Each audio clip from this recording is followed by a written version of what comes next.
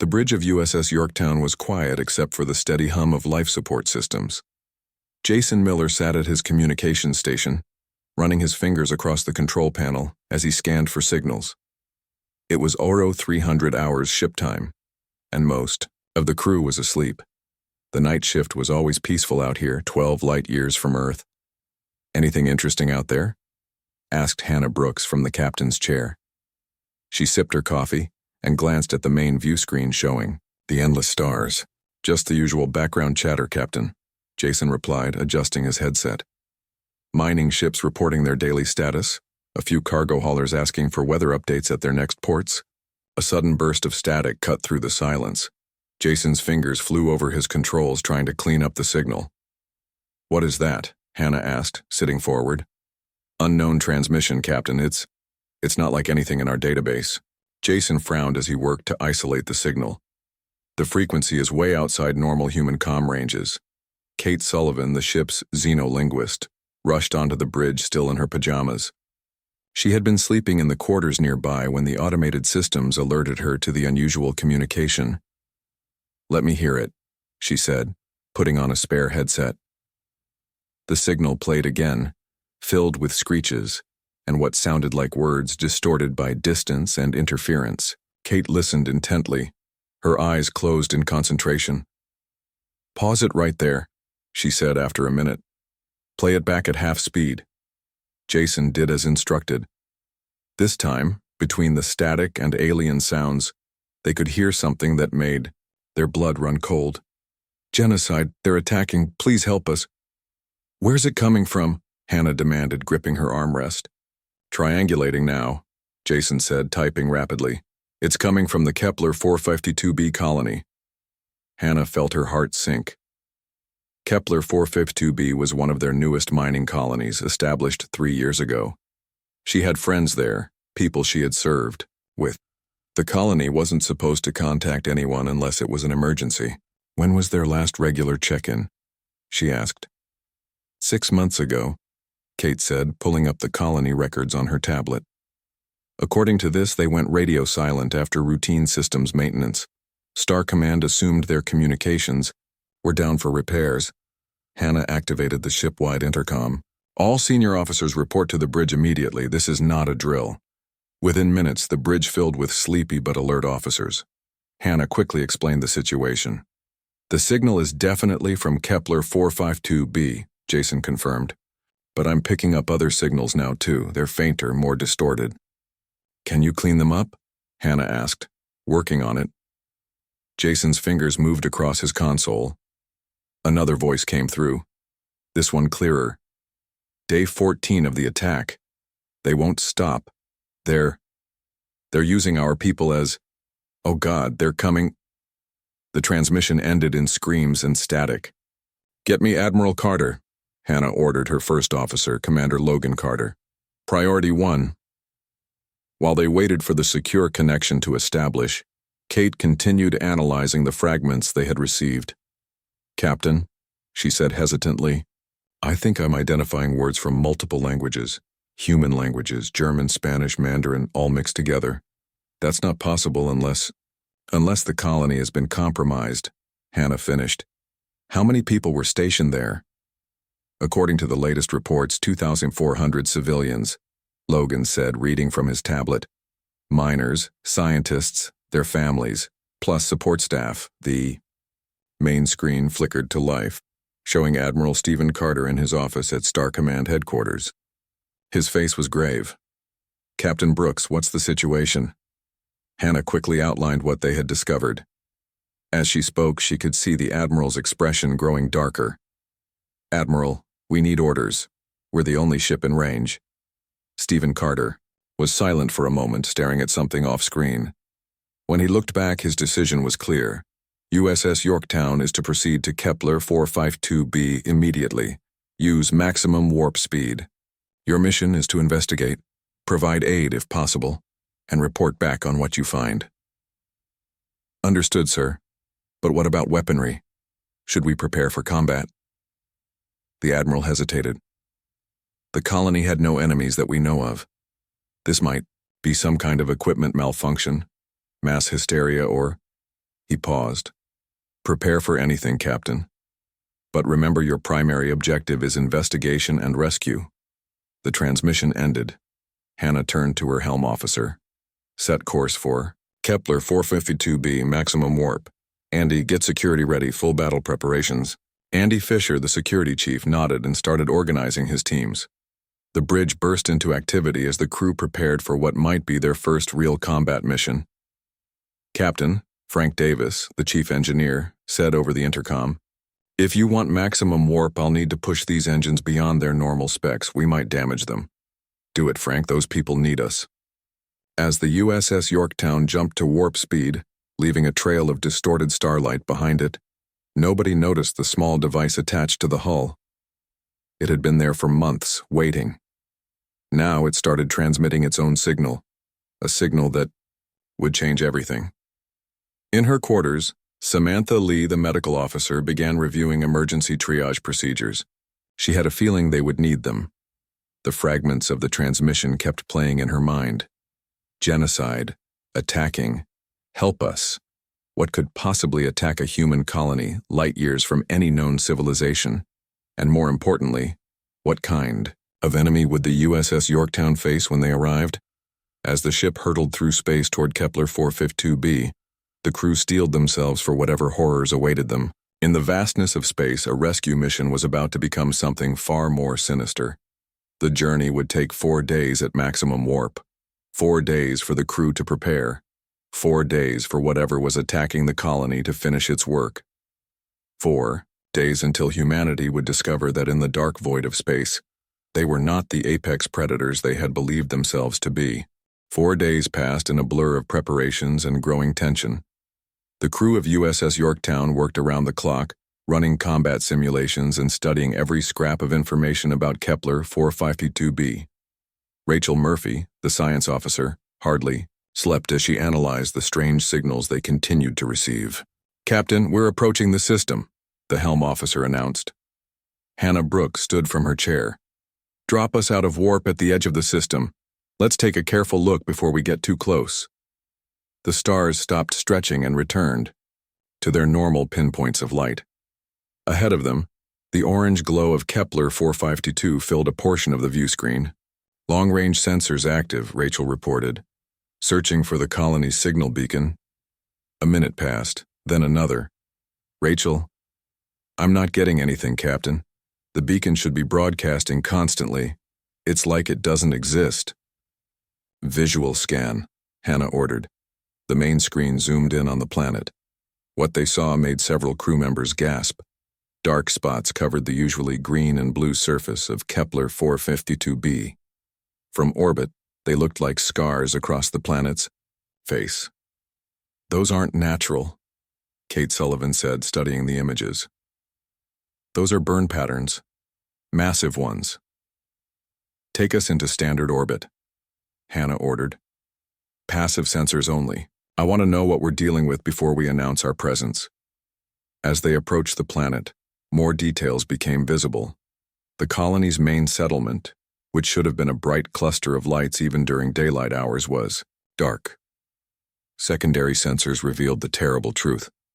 "Captain," Andy Fisher said quietly, "I'm reading heat signatures consistent with recent weapons fire. The patterns match orbital bombardment." "From what?" Hannah demanded. "Unknown ship designs," Rachel replied. "But the signatures are still fresh. Whatever did this, they might still be here." Frank Davis appeared on the bridge, his engineering jumpsuit covered in grease. "The engines are holding together, but we're on borrowed time. That sustained warp speed took years off their lifespan." "We might need every bit of power we have left," Hannah said. She opened ship-wide communications. "All crew, prepare for possible combat. Medical teams stand by in the emergency transport areas." "Captain," Jason suddenly called out, "I'm picking up something on the emergency frequency. It's weak, but it's definitely human.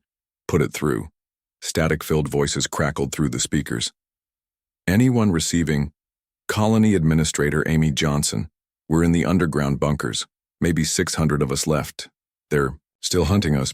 "Open a channel," Hannah ordered. "Colony base, this is USS Yorktown. We've received your distress call and are in orbit. What's your situation? The response came quickly, and the relief in the voice was clear. Oh, thank God. We thought no one was coming. It's been 6 months of hell. They hit us without warning. Killed everyone on the surface. We've been hiding in the mining tunnels ever since. Who are they? Hannah asked. The Vectar. Insectoid creatures. About 8 feet tall. Their technology it's beyond anything we've seen. Our weapons barely scratch them. Logan Carter moved to the tactical station. Colony base, can you give us coordinates for a safe landing zone? Negative, they have air superiority. They've been bombing any landing signals. We have a hidden entrance coordinates in the southern mountain range, but you'll need to land at least 50 kilometers away and approach on foot. Hannah made her decision quickly. Prepare 2 assault teams. I'm leading one. Logan takes the other. Full combat gear, medical supplies, and any tech that might help against these Vectar. 20 minutes later, 2 shuttles descended through Kepler 452b's atmosphere. Hannah sat with her team, checking weapons for the 3rd time. Across from her, Samantha Lee organized medical kits while Maria Garcia, their tactical officer, planned their approach route. The shuttles landed in a clearing surrounded by tall trees that looked vaguely like Earth's conifers. As the ramps lowered, the gravity felt slightly heavier than Earth standard. The air was breathable but filled with unfamiliar scents. Stay alert, Andy whispered to his security team. We don't know what kind of sensors they have. They moved through the forest in tight formation. Hannah's helmet display showed the route to the hidden entrance marked on her map. 2 hours into their trek, they found their first evidence of the attack. A human transport vehicle lay overturned beside what had been a paved road. The metal was twisted, not by fire, but by what looked like massive claw marks. Inside, they found 3 bodies, their features unrecognizable from whatever had killed them. These wounds, Samantha said, examining the victims, they're not from conventional weapons. Look at the cellular damage. It's almost like these people were torn apart. At the molecular level, as they continued, they found more bodies and more destroyed vehicles. All showed the same terrible damage. Kate Sullivan took samples of everything, hoping to understand what they were facing. They were within 10 kilometers of the colony entrance when their scanners picked up movement. Multiple signals, large and moving rapidly toward their position. Contact ahead, Maria Garcia warned. Multiple hostiles closing fast. Hannah raised her rifle. Formation Gamma. Prepare to engage. Through the trees came their first glimpse of the enemy. The Vectar were nightmare creatures that seemed to be part insect, part machine. Their bodies were covered in a chitinous armor that reflected their surroundings, making them hard to see. Multiple eyes glowed with bioluminescent light, and when they moved, it was with an unnatural fluid grace that defied their size. Open fire. The humans unleashed everything they had. Plasma rifles, explosive rounds, even the experimental energy, weapons Andy had brought. The Vectar advanced through the barrage. Some fell, their armor crackling and shattering, but others kept coming. Hannah watched in horror as one of her security officers hit a Vectar square in the chest with a plasma round. The creature stumbled back, its armor smoking, but then continued forward as if nothing had happened. Fall back to defensive position, Logan ordered. Their armor is adapting to our weapons. They retreated to a rocky outcrop that offered some cover. Amanda Tyler, their weapons specialist, quickly examined her scanner readings. Captain, I think I found something. Their armor seems to have a specific resonance frequency. If we can match it with our EM weapons. A scream cut her off. One of the security officers had been grabbed by a Vectar.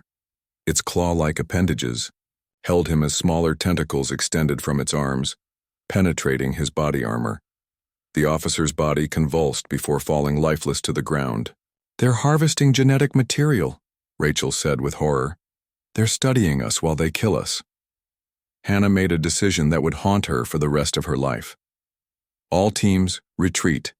Fighting retreat to the shuttles. We need to regroup and find a better way to fight them. The retreat was a running battle through the forest. They lost 2 more crew members before reaching the shuttles. Laura White, their intelligence analyst who had insisted on joining the mission, used a portable beaconed to call for evacuation. As they lifted off, Hannah looked down at the planet's surface. The Vectar did not pursue into the air, but she could see them gathering in large numbers. The scope of the invasion was far worse than they had imagined. "Captain," Amy Johnson's voice came through the communicator. "Are you still there? We heard the fighting. Did you reach us?" "Negative, colony base. We encountered heavy resistance. We're regrouping. What can you tell us about Vectar weaknesses?" "Not much that helps.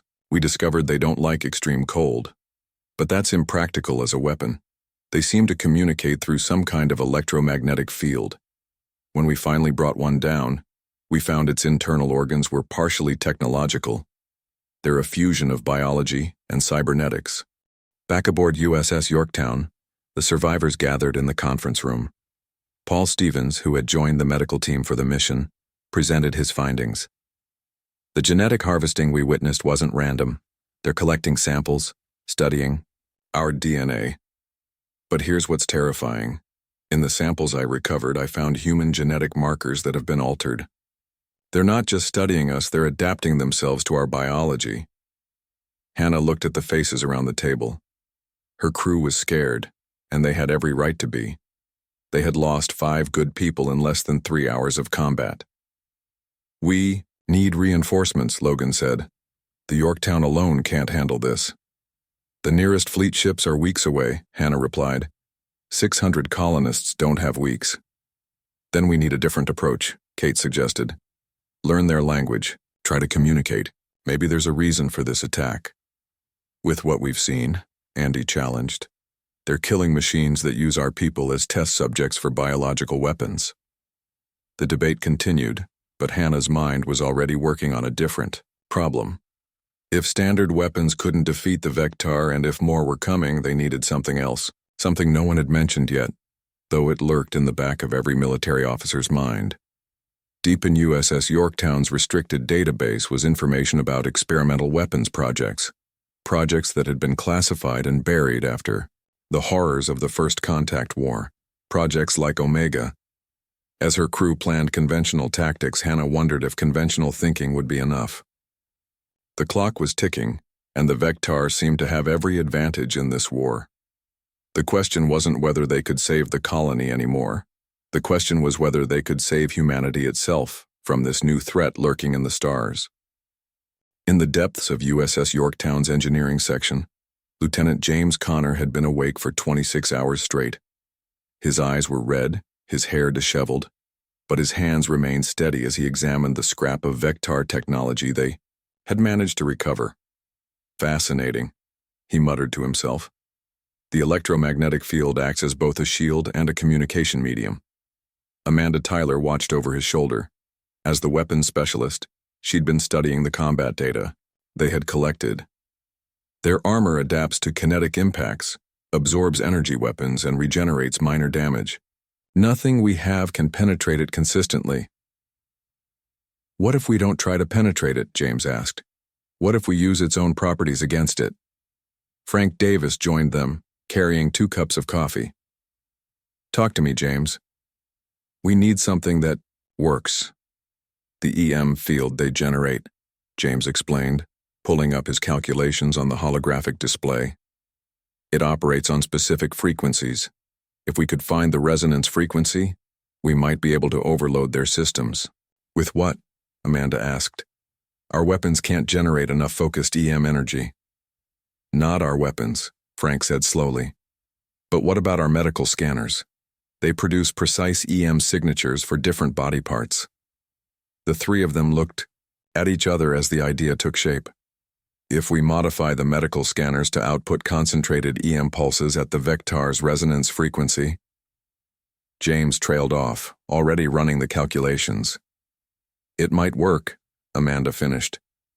"At least, temporarily. It would be like hitting them with an EMP designed specifically for their biology." On the bridge, Hannah was dealing with other problems.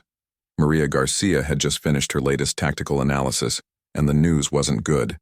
The colony's sensors have identified at least 30 Vectar ground units currently on the planet, but that's not our biggest problem. "Go on," Hannah said tiredly. We've detected energy signatures consistent with ship engines. They're building up, still hours away, but the pattern suggests multiple vessels approaching. Hannah closed her eyes for a moment. How many? At least 200 signatures, Captain. Maybe more. The weight of the situation pressed down on her. 200 ships against one damaged starship. 600 colonists trapped underground. Vectar forces already on the ground hunting survivors. Captain. Kate's voice came over the intercom. Something's happening in the colony. Amy Johnson has an urgent message for you. Hannah rushed to the communication station. Amy, what's happening? They're moving on the last outpost on the surface. Jack Morrison and his mining crew have been holding out in the processing facility, but the Vectar have found them. They have maybe an hour before. The transmission filled with the sound of explosions and weapon fire. When it cleared, a gruff voice took over. This is Jack Morrison. Don't worry about us, Captain. We've got one last surprise for these bugs. But listen carefully. We've been reviewing the facility's systems. These creatures are vulnerable to high-frequency sonic pulses. The mining drills produce them as a byproduct. We're going to hold out as long as we can, Hannah thought quickly. Jack, can you transmit the exact frequency data to us? Already done, Captain. It's not lethal, but it disrupts their coordination, makes them sluggish. Maybe that's something you can use. Thank you, Jack. We're coming down with everything we've got. 2 hours later, USS Yorktown's shuttles descended once more, but this time they carried modified weapons. Everyone capable of fighting was aboard, including Laura White and Dr. Alan Cooper, who had volunteered despite not being trained soldiers. Remember, Andy briefed the teams, standard weapons to suppress, then the modified EM pulse rifles when they get close, and everyone has sonic grenades for emergency use. They landed near the mining facility just as the sun was setting. The pow, sounds of battle were audible from 5 kilometers away. As they approached, they could see explosions lighting up the darkening sky. The facility was a war zone. Vectar bodies littered the ground, their biomechanical armor cracked and leaking, strange fluids. Human bodies lay among them.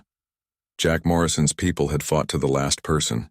They're gone, Maria said softly, scanning the building. All of them. But their sacrifice hadn't been in vain. The Vectar force attacking the facility was in disarray. Many wandered aimlessly, their movements jerky and uncoordinated. The sonic weapons worked, Paul Stevens observed. Look at how they're moving, their neural pathways are disrupted. Hannah's communicator crackled. Captain, we've managed to contain the Vectar at entry point 7, Amy Johnson reported. But we need immediate assistance.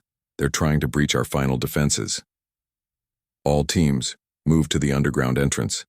We're taking this fight to them. The battle for the mining tunnels lasted 3 hours. The modified weapons proved effective, especially in the confined spaces where the Vectar couldn't maneuver as easily. Each fallen enemy provided new tactical data. Their armor is weaker at the joints, Laura White noted, recording everything. And the sonic disruption makes them slower to adapt. Grace Turner, who had joined as the ship's ethical officer, worked alongside Samantha in treating the wounded. We're learning how they work, she said to Hannah during a brief lull. Maybe we can find a way to communicate after all? Before Hannah could respond, new alarms sounded. Captain, Rachel's voice came through the ship's channel. The enemy fleet has arrived. They're taking positions in high orbit. Maya Thompson, a teacher who had organized the children's safety groups underground, overheard this. What does that mean? It means they're preparing to bombard the planet, Nathan Brooks, who had been coordinating the ground defense, said quietly. The colonists around them began to panic. Children who had been brave started crying. Adults who had fought bravely looked defeated. Evacuate to the deeper tunnels, Amy ordered. At least we'll have some shelter from— Wait, interrupted Elizabeth Ryan, a physicist who had been studying the Vectar technology. I've been analyzing their ship configurations. They're not in bombardment position. They're forming a blockade. They're trapping us here. Why would they do that? Logan asked. Maybe they need us alive, Paul suggested. If they're studying our biology, if they're adapting themselves to fight us better, then we're not just fighting for these colonists, Hannah realized. We're fighting for every human in the galaxy. If they learn everything about us here, they'll be unstoppable, Kate finished.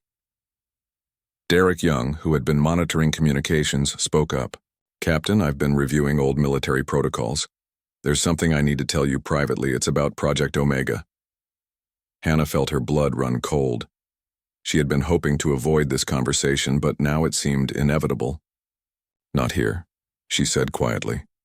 Let's discuss this somewhere private. As they moved to a secure room, the colonists continued their preparations. The enemy ships hung in orbit like a noose around the planet. On the surface, the Vectar regrouped for another assault. In a small dark room, Derek revealed the terrible truth about Project Omega. As he spoke, Hannah's face grew pale. She had known about classified weapons, but this was beyond anything she had imagined. It's aboard the ship? She asked. The nanites are stored in the secure vault, complete with deployment systems and containment protocols. But Captain, you need to understand it's an area denial weapon. Once released, I know what it does, Hannah interrupted. The question is whether we have any other choice. Outside, they could hear the evacuation alarms. The surviving colonists were being moved to the deepest parts of the mining complex. Owen Bennett, who had been keeping records as an unofficial historian, was asking people to share their stories, just in case they didn't survive. How long until Star Command reinforcements arrive? Hannah asked when she returned to the command center. Admiral Diana Hart is bringing a battle group, but they're still 8 days away, Rachel reported. And the Vectar fleet. Growing, Captain. We've spotted transport ships joining the blockade. They're bringing more ground forces. As the night wore on, the situation grew more desperate. Jack Morrison's last stand had bought them time, but it was running out. The modified weapons helped, but they weren't enough to turn the tide. In the early hours of the morning, as Hannah watched the sun rise over a world under siege, she made the decision that would define her legacy. She called for a meeting of her senior staff and colony leadership.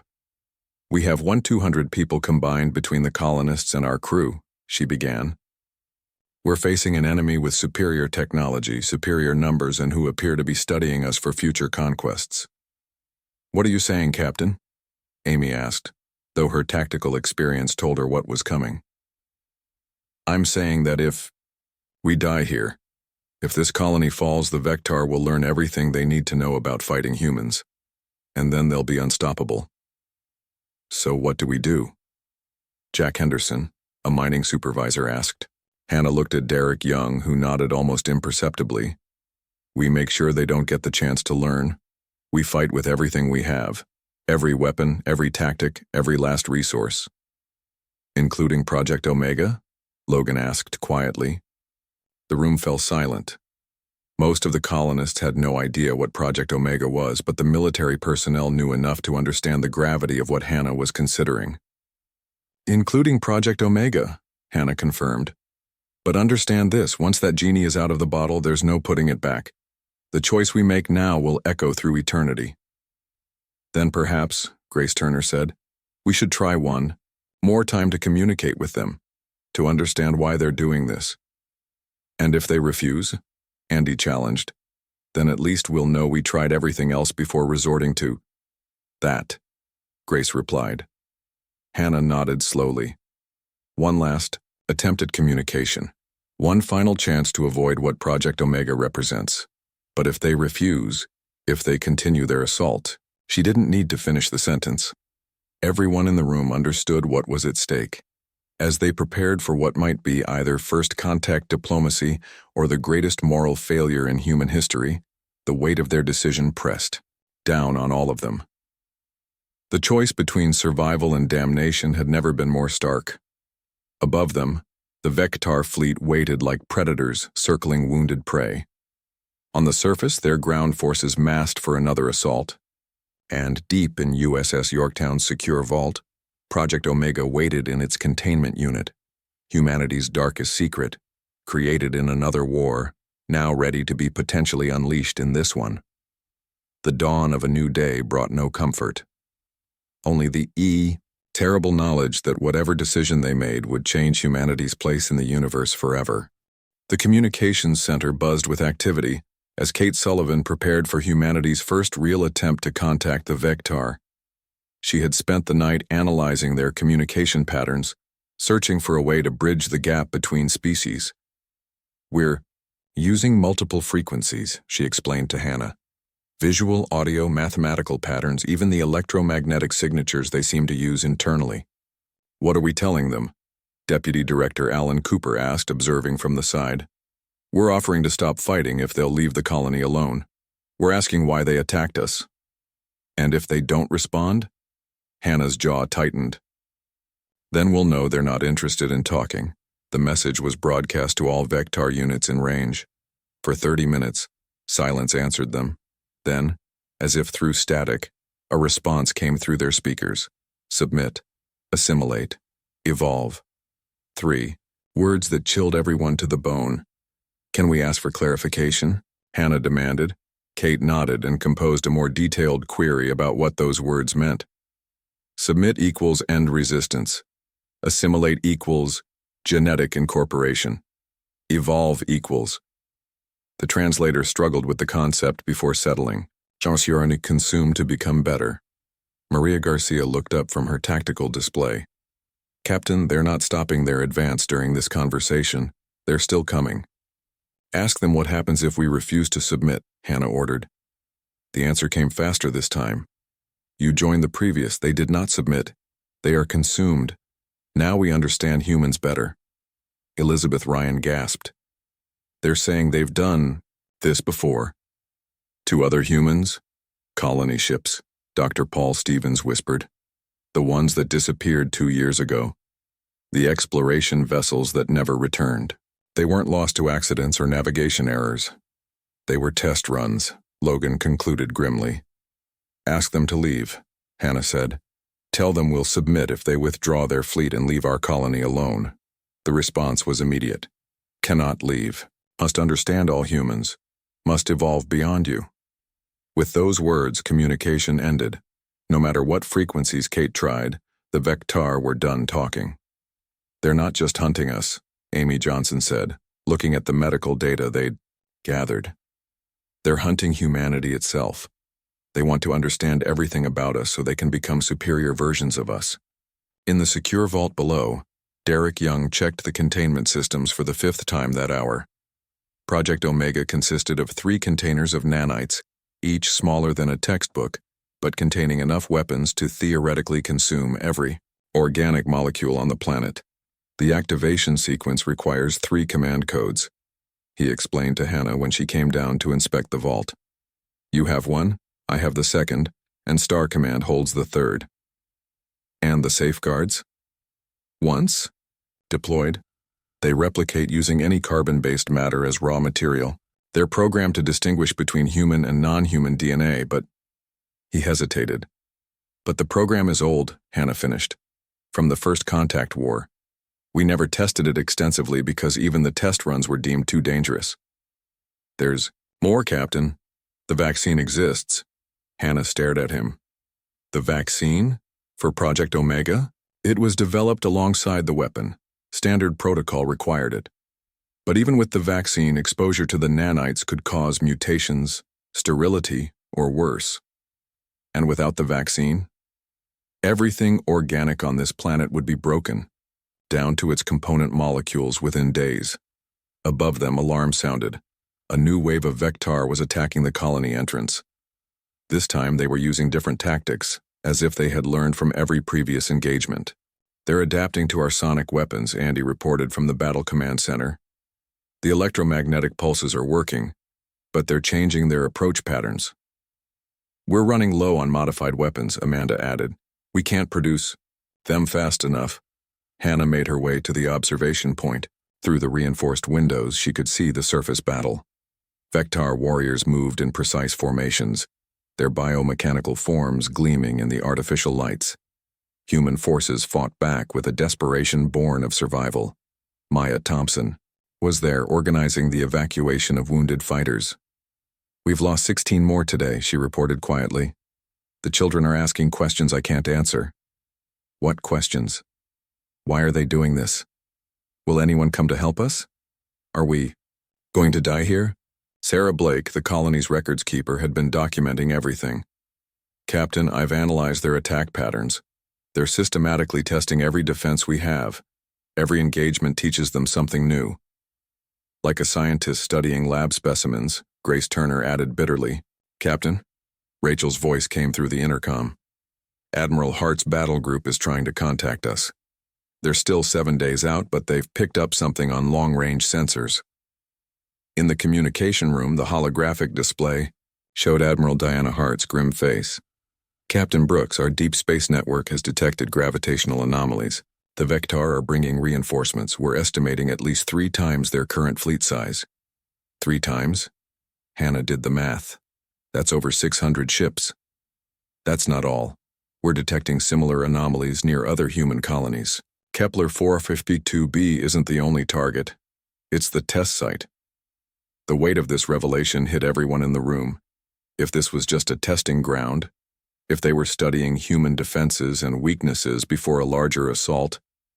Admiral, what are our options? Fight, flee, or surrender. But if you flee or surrender, every lesson they learn here will be used against every human world in the galaxy. After the transmission ended, Hannah gathered her core team. The time for half measures was over. We can't win this conventionally, she stated plainly. Even with our new weapons, we're outnumbered and outmatched. Every time we develop a counter, they adapt. What about the Star Command backup access code for Project Omega? Owen Bennett asked. He had been quietly recording everything. His role, as chronicler becoming historian for what might be humanity's darkest moment. The quantum relay is still functional, Derek confirmed. But protocol requires unanimous agreement from all surviving senior officers before requesting emergency override. Hannah looked around the room. Logan, Maria, Andy, Rachel, Kate, Frank, Samantha, Paul, Elizabeth, Alan, Amanda, her entire command team was present, plus the colony leadership. Let's be clear about what we're deciding, she said. Project Omega will destroy every Vectar on this planet. It will prevent them from learning our weaknesses, but it will also mark humanity forever as a species willing to use weapons of ultimate destruction. They forced this choice on us, Andy argued. They're not interested in peace. Using this weapon means accepting that we're capable of annihilating an entire planet's ecosystem, Grace countered. Even with the vaccine, even with containment protocols, we'd be releasing something that could potentially wipe out all life as we know it. And if we don't? Amy challenged. If the Vectar take everything they've learned here and use it against Earth, Mars, New Europa, if billions die because we hesitated? The debate continued for hours. The sound of weapons fire outside provided a constant reminder of their situation. Casualties mounted. The Vectar advance continued. Let's put it to a vote. Hannah finally said. Those in favor of requesting the override code for Project Omega. Slowly, hands rose around the room. Logan, Maria, Andy, Amanda, Frank, Alan, Derek, Amy, Sarah, Jack, and several others. Those against? Grace, Kate, Owen, Elizabeth, and 2 civilian council members raised their hands. Abstaining? Rachel, Samantha, and Paul remained still. Hannah counted the votes 3 times. The numbers were clear: 14 in favor, 6 against, 3 abstaining. I'll cast the deciding vote, Hannah said. And I vote yes. God forgive us, I vote yes. Derek initiated the quantum relay connection to Star Command. It would take days for the signal to reach Earth and for the code to return. Days in which they would have to hold out against an enemy that was learning and evolving with every battle.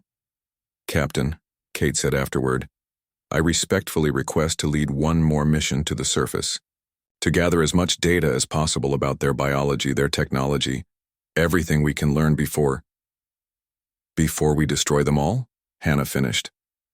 Permission granted. Take a full science team. If we're going to do this, let's at least make sure we understand what we're destroying. As preparations began for both the science mission and the final battle, Lisa Martin, the lead physician, brought disturbing news. The wounded are showing unexpected cellular changes. Exposure to Vectar energy weapons is causing mutations at the genetic level. If any of our people survive this and try to reproduce later, add it to the list of reasons we have no choice, Hannah said wearily. That night, as the stars shone through the observation dome, Luna Rodriguez sat with small groups of colonists, sharing the official story they would tell if anyone survived. We face an enemy that gives us no choice. They came not just to conquer but to consume us, to become us, to use our own existence against all humanity. Deep in the medical bay, Noah Parker helped Samantha prepare doses of the Project Omega vaccine. Each vial represented a life that might be saved, and a soul that might be scarred forever by what they were about to unleash. Sarah, Hannah found the records keeper in the archives. I want everything documented. The crimes they've committed, the evidence of what they've done to other human colonies, the fact that we tried to communicate. I want history to judge us fairly. And if history doesn't survive to judge us at all, then at least we'll know we did what we had to do. The countdown had begun. In 3 days, if they could hold out that long, Star Command's override code would arrive. 3 days to prepare their defenses, vaccinate everyone, and position the containment systems. 3 days to make peace with the consequences of unleashing humanity's darkest weapon upon the universe. The Vectar continued their relentless assault, unaware that their systematic study of human capabilities was about to provide them with a lesson they would never survive to share. Above the planet, their fleet grew larger by the hour, a gathering storm that would soon witness either humanity's greatest victory or its most terrible sin.